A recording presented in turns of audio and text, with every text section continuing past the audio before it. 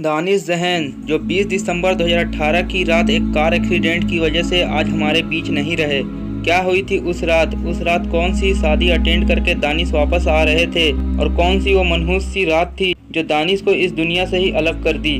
दोस्तों, ये वीडियो है दानिश जहन के मौत के ऊपर फुल डिटेल वीडियो। आखिर उनका मर्डर हुआ था या एक्सीडेंट, सब कुछ मैं इस वीडियो में कवर करूंगा। मैंने दानिश जहन के ऊपर बायोग्राफी और उनके रियल फैक्ट पर पहले भी वीडियो बनाया है, अगर आप चाहें तो उसे भी देख सकते हैं। उन वीडियो का लिंक्स मैंने डिस्क्रिप्शन में दे दिया है। ये बात है 19 दिसंबर 2018 की रात की, जब दानिश जहन कुरला में अपने दोस्त की शादी अटेंड करने गए थे। उनकी कार में दानिश के अलावा 3 लोग और थे। एक थे समीर जो दानिश के जिगरी यार थे और 2 दोस्त दूसरे जगह से थे जिनको दानिश ने उस शादी में जाने के लिए अपनी कार में साथ में लिया था। शादी में लगभग दानिश और उनके फ्रेंड्स 12 बजे के आसपास पहुंचे थे और फिर वो उस शादी को अटेंड करके लगभग 2 बजे वहां से अपने घर के लिए जाने लगे। कार को उनका एक दोस्त ड्राइव कर रहा था शादी से वापस जाते समय, जो रास्ते में उतर गया था। फिर उसके बाद कार में सिर्फ दानिश और समीर थे। कार मुंबई वासी हाईवे पर पहुंचने के बाद 100+ स्पीड में हो गई।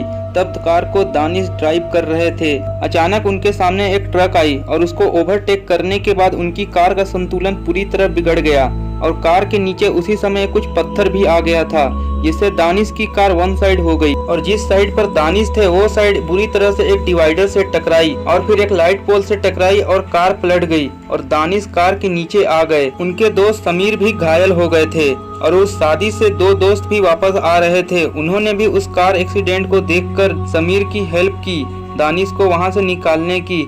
जैसे ही वो दानिश को वहां से निकाले और हॉस्पिटल ले गए तो डॉक्टर ने कहा दानिश अब ना रहा और हॉस्पिटल में भी किसी को नहीं पता था कि वो दानिश जहन है उनके दोस्त के अलावा। दोस्तों, कई लोगों के अंदर ये बात आ गई थी कि उनकी कार की हालत इतनी बुरी थी तो उनके साथ जो उनके दोस्त थे वो कैसे बच गए, और बचे तो उन्होंने उनकी इंस्टाग्राम आईडी से छेड़खानी क्यों की। तो दोस्तों, मैं आपसे ही एक बात पूछता हूँ कि क्या कोई भाई जैसा दोस्त आपके साथ ऐसा कर सकता है क्या?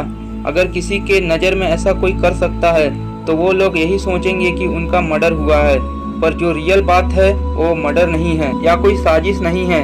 दानिश की कार एक्सीडेंट की वजह से मौत हुई।